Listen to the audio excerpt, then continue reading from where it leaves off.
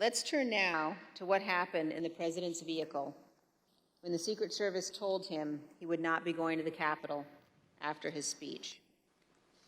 Tony proceeded to tell me that when the president got in the Beast, he was under the impression from Mr. Meadows that the off-the-record movement to the Capitol was still possible and likely to happen, but that Bobby had more information.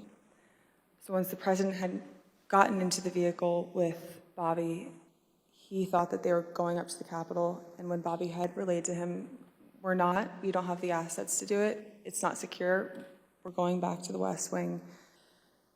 The president had a very angry response to that.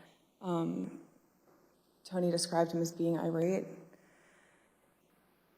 The president said something to the effect of, "I'm the effing president, take me up to the Capitol now."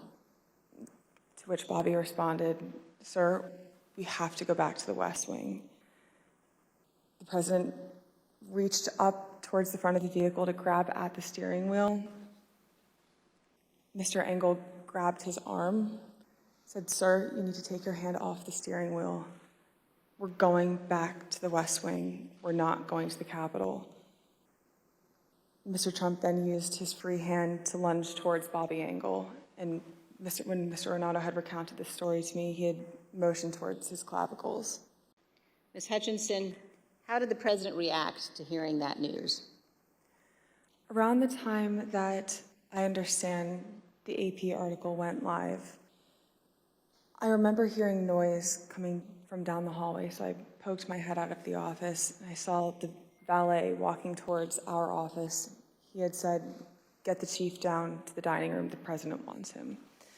So Mark went down to the dining room and came back to the office a few minutes later.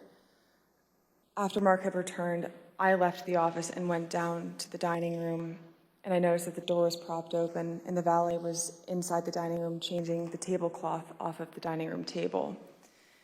He motioned for me to come in and then pointed towards the front of the room near the fireplace mantle and the TV, where I first noticed there was ketchup dripping down the wall and there's a shattered porcelain plate on the floor. The valet had articulated that the president was extremely angry at the Attorney General's AP interview and had thrown his lunch against the wall, which was causing them to have to clean up. So I grabbed a towel and started wiping the ketchup off of the wall to help the valet out.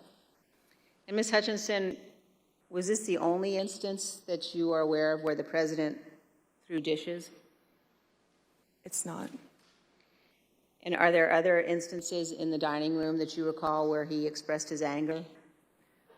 There were several times throughout my tenure with the Chief of Staff that I was aware of him either throwing dishes or flipping the tablecloth to let all the contents of the table go onto the floor and likely break or go everywhere. I remember Pat saying something to the effect of, "Mark, we need to do something more. They're literally calling for the vice president to be effing hung."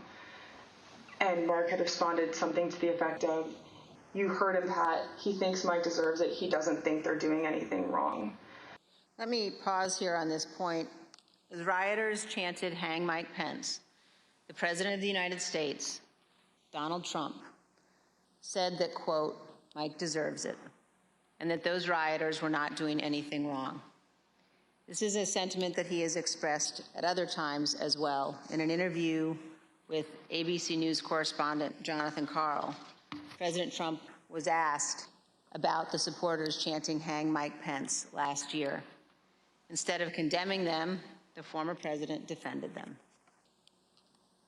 Because it's common sense, John. It's common sense that you're supposed to protect. How can you, if you know a vote is fraudulent, right? Yeah. How can you pass on a fraudulent vote to Congress?